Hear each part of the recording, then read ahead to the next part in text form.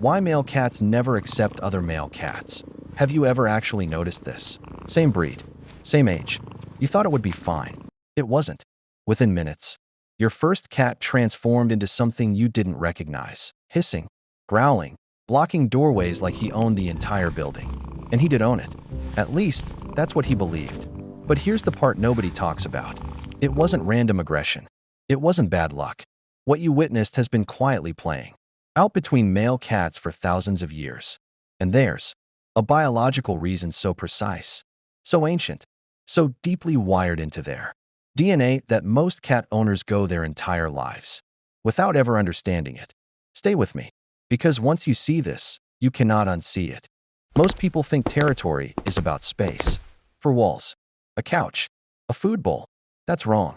For a male cat, territory is identity. It is not a place he lives in. It is an extension of who he is. Every surface he's rubbed his face against, every corner he's marked, every patch of sunlight he's claimed, that is him, mapped onto the physical world. When a second male cat enters that space, it's not experienced as a visitor arriving. It's experienced as an erasure. The first male doesn't just feel threatened. He feels deleted. And evolution has programmed him to fight that deletion with everything he has. This is why the reaction is immediate. It bypasses rational processing because it was never meant to be rational. It is survival code, running exactly the way it was designed to run. And it gets deeper. Here's what's actually happening the moment. Two male cats enter the same home, and most owners completely miss it. Before any hissing, before any swatting, before any visible sign of conflict, there is already a war happening. A scent war. Male cats produce pheromones through glands in their cheeks, paws, and the base of their tail. These chemical signals carry information so complex. Scientists are still decoding it. They communicate age, health, reproductive status, emotional state, and, critically, dominance level. When your resident male cat sniffs the air after a new male enters, he isn't just smelling a stranger. He is reading a profile, a biological resume. And that profile tells him one thing with absolute clarity. This is a rival, not a friend, not a neutral presence. A rival for resources, space, and genetic survival. What follows? The puffed tail, the arched back, the low growl that sounds like it's coming from somewhere. Ancient. That's not a tantrum. That's a negotiation. An old one, conducted in a language that existed long before humans ever started. Keeping cats indoors. And here's where it gets truly fascinating. Two female cats introduced to each other? Tension, yes. Sometimes conflict. But statistically, resolution comes faster. Two males. Completely different equation.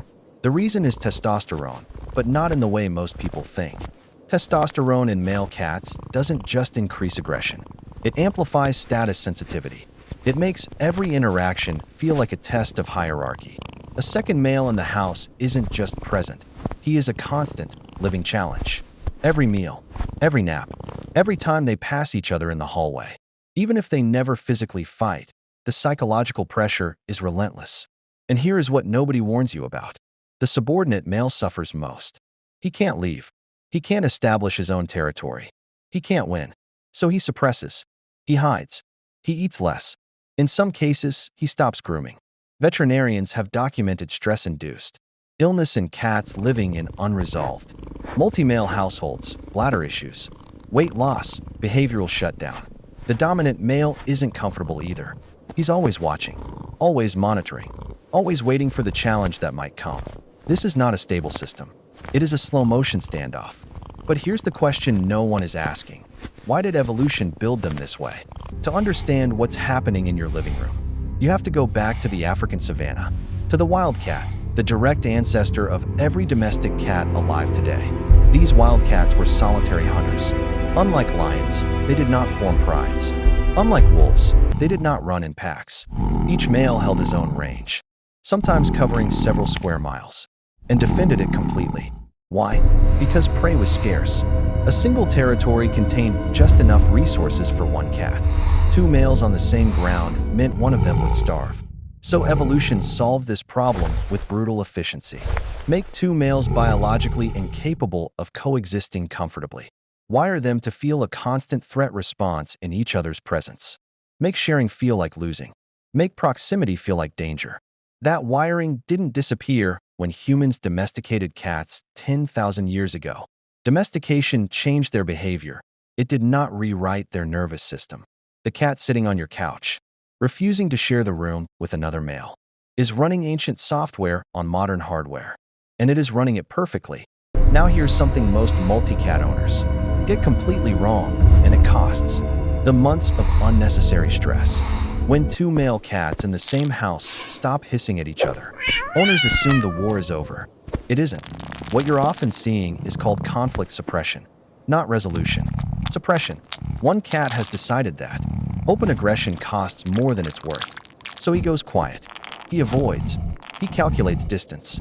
He times his movements around the house to minimize contact. To you, it looks like peace. To the cats, it is a cold war. The tension is still there. The status competition is still running. The stress hormones are still elevated. One wrong moment, a stranger visiting, a loud noise, a disrupted routine, and the suppressed conflict detonates with full intensity. Owners are always shocked. They were fine for months, they say. They were never fine. You just couldn't read the silence correctly. So what do? First, what doesn't work? Putting them in the same room and hoping they'll sort it out doesn't work. It accelerates trauma, not bonding. Punishing the aggressive male doesn't work. It doesn't address the biological trigger. It just adds fear to the equation. Waiting for one to give up doesn't work. The subordinate giving up isn't peace. It's defeat. And defeated cats get sick. What does work is a process called desensitization through scent first. Before two males ever see each other, they need to smell each other, on bedding, on toys, on your hands.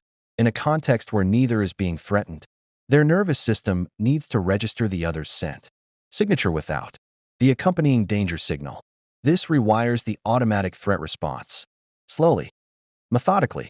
Then comes visual introduction. Through a barrier, a cracked door, a baby gate, a glass partition. Full visual access. Zero physical contact. This lets both cats assess each other without the stakes of direct confrontation. Then, and only then, controlled shared space. Always with exits available. Never cornered. Never forced. The timeline? Weeks, not days. Sometimes months. But here's what happens when it works. Something genuinely remarkable. It's rare. It takes patience. But it happens. Two male cats who have been properly, slowly introduced will sometimes develop what researchers describe as tolerant coexistence, and occasionally, genuine companionship.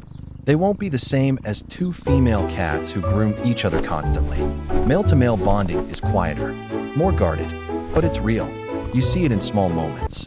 One choosing to sleep within 3 feet of the other, both eating from separate bowls without monitoring each other. One occasionally pressing a flank against the other in a doorway, and not flinching. These are not small victories. For an animal whose entire evolutionary history says fight or flee. When another male is close, choosing stillness, choosing proximity, choosing to let another male share the air, that is an act of profound adaptation. It means the ancient code was interrupted, not erased, interrupted, by patience, by environment, by a slow, deliberate rewiring of the threat response. And if you've managed that with your cats, understand what you actually accomplished. You negotiated peace between two animals who were biologically designed for war. Most people who own male cats never understand what's actually happening beneath the surface. They see aggression. They see stubbornness. They see two animals that simply don't get along. But now you see something different. You see two nervous systems running ancient survival code in a world that no longer requires it. You see scent wars fought in silence. You see testosterone-amplified status battles playing out in slow motion. You see the ghost of a wild ancestor, solitary, territorial, relentless, living inside the animal sleeping on your couch. And you see that changing any of it requires not force, not dominance, not punishment, but time, understanding, and the patience to speak a language that was old before human civilization began. That's the thing about cats. They never stopped being exactly what they were built to be. We just started paying close enough attention to finally understand it.